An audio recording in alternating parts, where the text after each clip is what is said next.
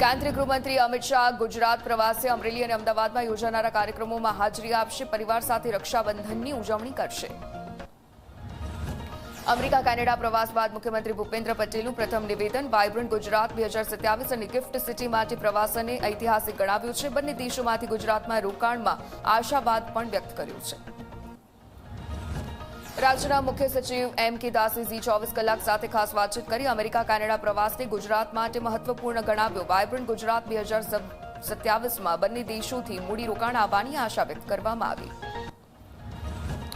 રાજકોટના સેટેલાઇટ ચોક સ્થિત ડોમિનોઝ આઉટલેટના પિઝામાંથી માખી નીકળ્યાનો આક્ષેપ. ગ્રાહકે વિડીયો બનાવી સોશિયલ મીડિયામાં વાયરલ કર્યો. ઘટનાને પગલે આરોગ્ય વિભાગની કામગીરી સામે સવાલ. ભરૂચના હાંસોટની પંડવાઈ શુગર ફેક્ટરીની ચૂંટણીમાં મંત્રી ઈશ્વરસિંહ પટેલની સહકાર પેનલનો વિજય પૂર્વે જ વિજય નોંધાયો છે. 16માંથી 14 ઝોનમાં ઉમેદવારો બિનહરીફ વિજેતા જાહેર. હવે 5 સપ્ટેમ્બરે માત્ર 2 બેઠકો માટે મતદાન યોજાશે.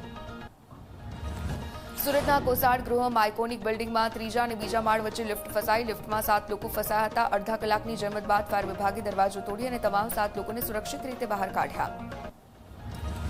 પાટણ નગરપાલિકાનું 25 MLD સીવેજ ટ્રીટમેન્ટ પ્લાન્ટ પણ બિનકાર્યરત હોવાનું જીપીસીબીની તપાસમાં સામે આવ્યું છે. કાચું ગટરનું પાણી સીધું ઓક્સિડેશન પોન્ડમાં છોડાતું હોવાનું ખુલ્યું છે. ટ્રીટેડ પાણીમાં COD BOD ધોરણથી વધુ મળતા કડક કાર્યવાહીનો પણ નિર્દેશ આપવામાં આવ્યો.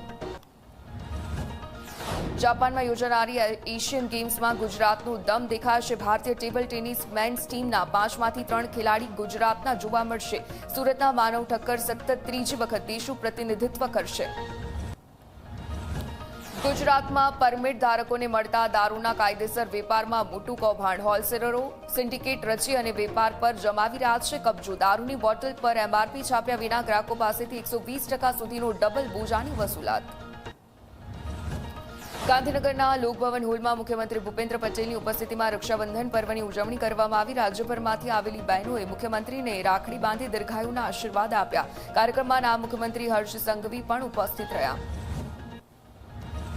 આ વર્ષે રક્ષાબંધનના તહેવાર પર ભદ્રા દોષ ન હોવાથી સવારમાં બાંધી શકાશે રાખડી. શુક્રવારે સૂર્યોદયથી સવારે 9:50 વાગ્યા સુધી રાખડી બાંધવાનો સમય ગણવામાં આવ્યો છે. ઉત્તમ રક્ષાબંધન પર શિવ વિષ્ણુ પૂજન અને ગૌ સેવાનું પણ વિશેષ પુણ્ય મળે છે.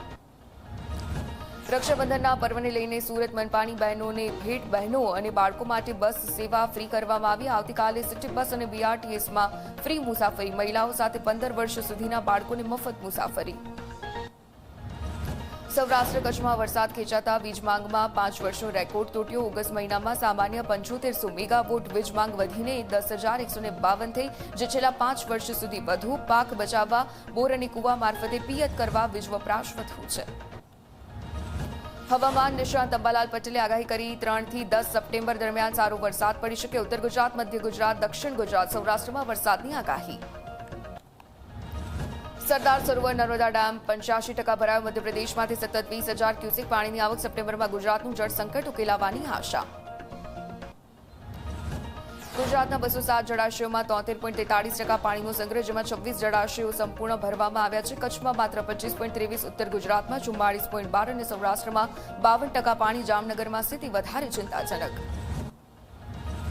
ગિરિમથક સાપુતારામાં યુવક પર ચપ્પુથી જીવલેણ હુમલો થતા મોત નીપજ્યું છે. નાસ્તો કરવા બેસેલા મિત્રો વચ્ચે બોલાચાલી થતા હુમલા સુધી પહોંચી પોલીસે ફરાર થયેલા આરોપીને શોધવા માટે કવાયત હાથ ધરી છે.